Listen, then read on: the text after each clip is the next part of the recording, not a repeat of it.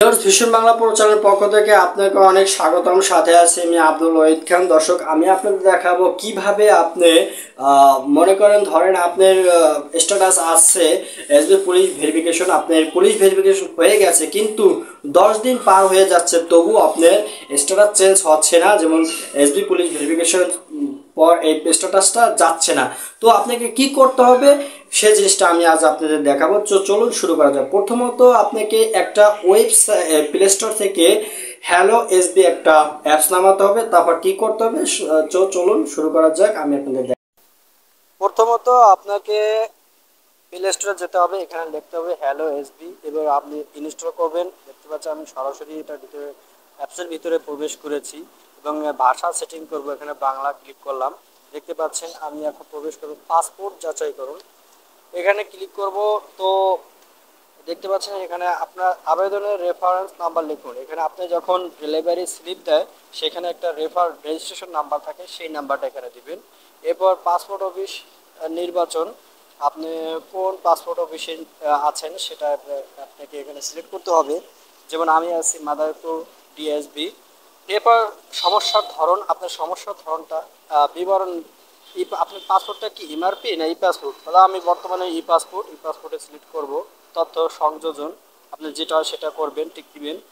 এরপর আপনাকে দিতে হবে সমস্যার ধরন, এখানে ক্লিক করবেন। দেখতে পাচ্ছেন সমস্যার ধরন, আমি কি অনুসন্ধানের জন্য বা নতুন করেছে অনুসন্ধান করে নাই, তদন্ত আসা নাই বা বিলম্ব হয়েছে, আমার এটা বিলম্ব হয়েছে। যেমন আপনি চাইলে অনুসন্ধান অভিযোগ বা বিলম্ব করতে, আমি যেহেতু আমারটা হয়ে গেছে, ভেরিফিকেশন হয়ে গেছে, সেহেতু আমি বিলম্ব সিলেক্ট করব।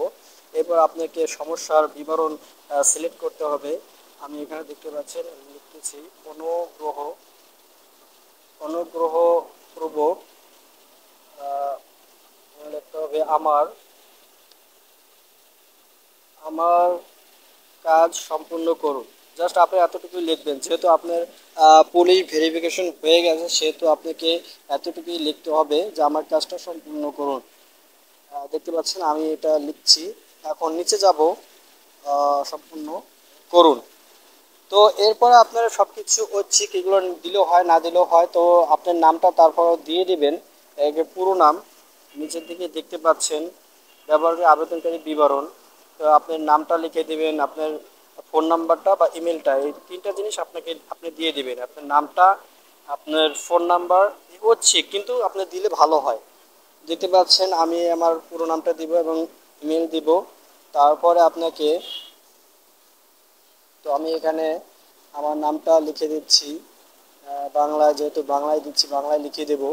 এরপর আমার একটা ইমেল এখানে দিয়ে দেবো, ফোন নাম্বারটা দিলেও হয় বা ইমেল দিলাম। আমি এখানে ইমেল লিখে দেব,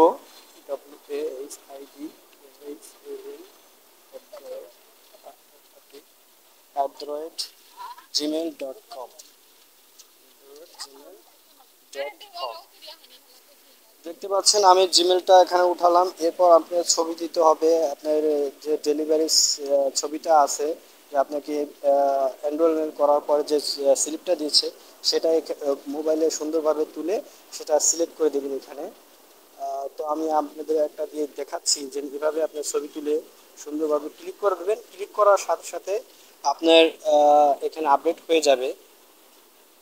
ধরুন আমি এখানে একটা ক্লিক করলাম, এটাই মনে করেন আপনার ডেলিভারি স্লিপ। তো দেখতে পাচ্ছেন নিচের দিকে এই যে ডিলেট অপশন আছে, কিন্তু আপনি এখানে আপডেট হয়ে গেছে। এরপর আপনার সমস্যা জমা দিন, আপনি এখানে জমা ক্লিক করবেন, জমা দেওয়া হয়ে যাবে। তো 2 দিনের ভিতরে আপনি সমস্যাটার সমাধান হয়ে যাবে। তো ভিউয়ার্স, ভিডিওটা ভালো লাগে থাকলে লাইক কমেন্ট সাবস্ক্রাইব করুন।